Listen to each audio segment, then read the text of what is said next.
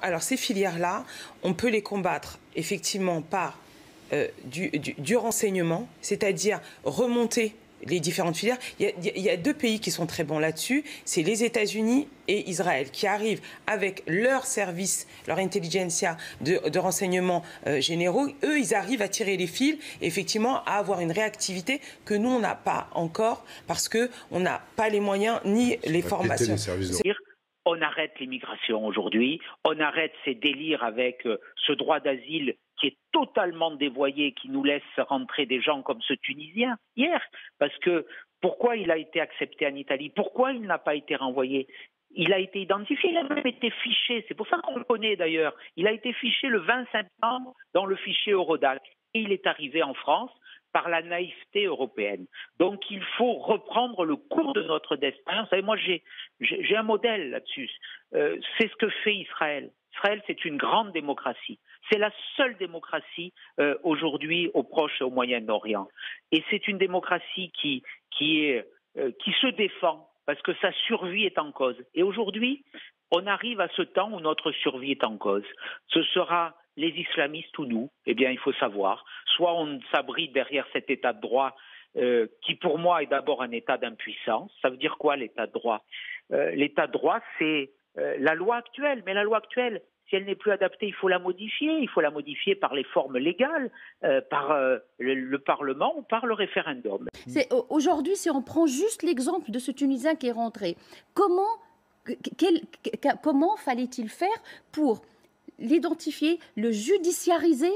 Parce que, encore une fois, c'est un état de droit, il faut le judiciariser pour pouvoir l'inculper et le mettre hors d'état de nuire. Là où Ciotti fait mouche, c'est quand il dit il y a des démocraties, regardez Israël, qui sont des états de droit, même si un certain nombre de gens qui contestent cela à propos d'Israël, enfin, pour moi c'est une démocratie, Israël, et c'est un état... Oui, mais Israël fait face... On peut être à la fois une démocratie, un état de droit et un état... Ce n'est pas du tout le contexte français. Peut-être que dans 10 ans, on vous repassera ces images et peut-être que dans 10 ans, vous direz finalement... Non mais attendez, nous étions naïfs, vous savez, au lendemain du procès de Mohamed Merah avec ma cliente, Madame Ibn Ziaden, on a dit qu'on est naïf. Oui, nous sommes naïfs. Un homme porteur d'une arme de poing a été abattu par la police après avoir menacé des passants à Avignon. C'était il y a 2 jours. La piste terroriste est désormais exclue. Pardon, c'était hier. Un ressortissant afghan connu des services de renseignement a été arrêté à Lyon. Il était armé d'un couteau. C'était hier. Une autre attaque semble avoir été évitée de peu.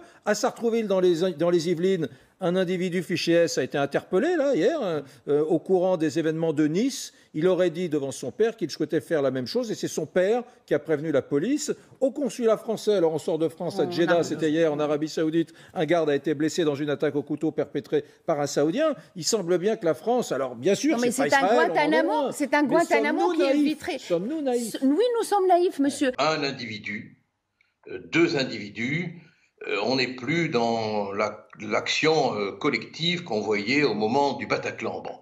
Donc, il faudrait qu'on arrive à avoir l'intelligence de s'adapter à l'action terroriste au quotidien. Ce qu'on fait admirablement en respectant, que ça plaise ou pas aux uns et aux autres, l'état de droit, les Israéliens, on devrait s'inspirer pour ce qui est de la gestion du terrorisme au quotidien, c'est-à-dire ce que j'appelle moi le terrorisme de l'inattendu, des protocoles juridiques, je dis bien juridiques, que l'État d'Israël a mis en place en Israël, lorsqu'un individu est repéré comme étant à haut niveau de risque de passage à l'acte. Il est interpellé et présenté à une juridiction, à un juge, sur l'existence d'indices précis, graves et concordants d'un éventuel passage à l'acte terroriste. Et c'est le juge qui décide, après un débat contradictoire avec un avocat, etc., s'il y a lieu de prendre des mesures de protection d'État, de protection de la population.